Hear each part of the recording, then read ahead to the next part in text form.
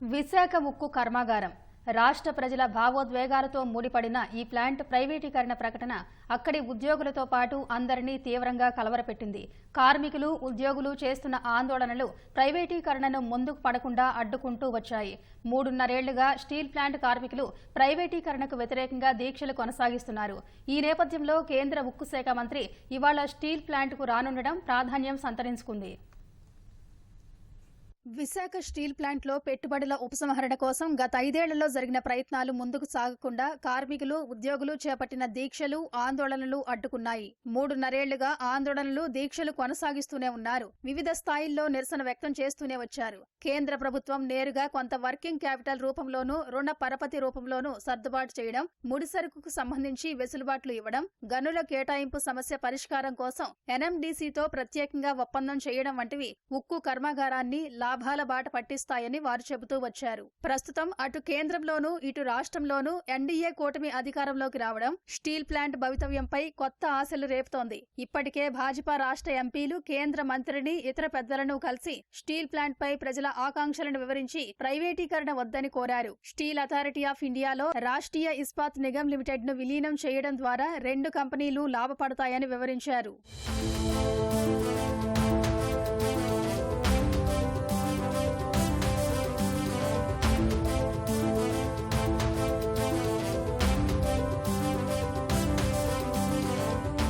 కేంద్ర మంత్రి కుమారస్వామి విశాఖ ఉక్కు కర్మాగారం సందర్శన కోసం ఈ సాయంత్రం విశాఖ చేరుకోనున్నారు. రాత్రి ఇక్కడ బస చేసి గురువారం ఉదయం స్టీల్ ప్లాంట్ ను పరిశీలిస్తారు. పరిస్థితిపై అధికారులతో సమీక్షిస్తారు. యూనియన్ నాయకులతోనూ ఆయన భేటీ అయ్యే అవకాశముంది. ప్రైవేటీకరణ కాకుండా ప్రత్యామ్నాయాలపై సానుకూలంగా ఉన్నట్లుగా స్టీల్ ప్లాంట్ యూనియన్ వర్గాలు అంచనా వేస్తున్నాయి. ప్రధానంగా కూటమి ప్రభుత్వం ఏర్పాటు వల్ల విశాఖ ఉక్కును స్టీల్ అథారిటీ ఆఫ్ ఇండియాలో విలీనం దిశగా కేంద్రం సానుకూలత కనబరుస్తుందని ఆశాభావం వ్యక్తమవుతోంది.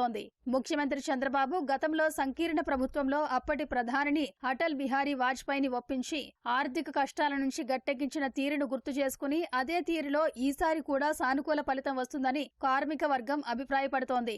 స్టీల్ ప్లాంట్ ను కాపాడుకుంటామని, ఎన్నికల సమయంలో ఇచ్చిన హామీకి నిబద్ధతతో కట్టుబడి ఉన్నామని ఎంపీ శ్రీభరత్ స్పష్టం చేశారు. స్టీల్ ప్లాంట్ ని కాపాడుకుంటా అనేది ఒక పాయింట్ చాలా స్పష్టంగా లిఖితపూర్వకంగా, మాటపూర్వకంగా కాదుగా లిఖితపూర్వకంగా చెప్పాం. మన ప్రస్తుత ముఖ్యమంత్రి చంద్రబాబు నాయుడు గారు ఇక్కడ వచ్చినప్పుడు కూడా అదే మాట ఆయన కూడా చెప్పడం జరిగింది.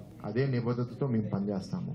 ఇవాళ స్టీల్ ప్లాంట్ లో అనేక కారణాల వల్ల అప్పు విపరీతంగా పెరిగిపోయింది. ఇంచుమించు 20,000 కోట్ల అప్పు పరిస్థితిలో ఉంది. అండ్ ఇప్పుడు దాన్ని నడపాలంటే day to day cash flow కూడా లేదు. సో స్టీల్ ప్లాంట్ ని కాపాడుకోవాలంటే దానికి డెఫినెట్ గా కేంద్రం నుంచి మన స్టీల్ ఉక్కు మంత్రే కాదు, కేబినెట్ కూడా దాని మీద ఒక ఆలోచన తీసుకుని ఒక డైరెక్షన్ ఇవ్వాల్సి వస్తుంది. తప్పకుండా మన రాష్ట్రం నుంచి ఏ ప్లాట్ఫామ్ లో ఎట్లా చెప్పాలనేది మేము టేకప్ చేస్తాము. మేమైతే పోరాడతామండి దాని మీద. We will definitely take it up.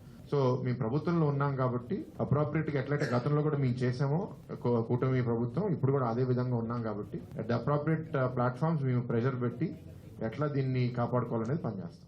Visakha steel plant ను ప్రైవేట్ పరం కాకుండా చూస్తానని కేంద్ర మంత్రి కుమారస్వామి తమకు హామీ ఇచ్చినట్లు భాజపా రాష్ట్ర ప్రధాన కార్యదర్శి సాగి విశ్వనాథరాజు వెల్లడించారు. విశాఖపట్నం ఉక్కు ఆంధ్రుల హక్కు అనే ఉద్యమంతో ఏర్పాటైంది. ఒక ప్రత్యేక పరిస్థితుల్లో ఉంది. దీన్ని మనం కాపాడాలని చెప్పడం జరిగింది. ఎన్డీఏ 3లో కుమారస్వామి గారు కేంద్ర మంత్రి అయ్యారు సౌత్ నుంచి. ఆంధ్రప్రదేశ్ నుంచి కూడా సహాయ మంత్రిగా మా బీజేపీకి చెందిన నాయకులు భీమవరం నుంచి శ్రీనివాసవరం గారు సహాయ మంత్రిగా అయ్యారు. ఇదేదో మంచి సానుకూల వాతావరణం వస్తుంది. 26 జూన్ వారిని కలిసి వివరించాం. వారు చాలా సానుకూలంగా స్పందించారు. నేను మంత్రిగా ఉన్నంత వరకు ఈ ప్లాంట్ ని ప్రైవేటైజ్ చేయమని చెప్పి వారు హామీ ఇవ్వడం జరిగింది. తర్వాత ఈ ప్లాంట్ ని ఎలాగైనా సరే మేము రివైవ్ చేస్తాము అని చెప్పడం జరిగింది. కేంద్ర మంత్రి పర్యటన తర్వాత స్టీల్ ప్లాంట్ పై మంచి నిర్ణయం వెలువడుతుందని అందరూ ఆకాంక్షిస్తున్నారు.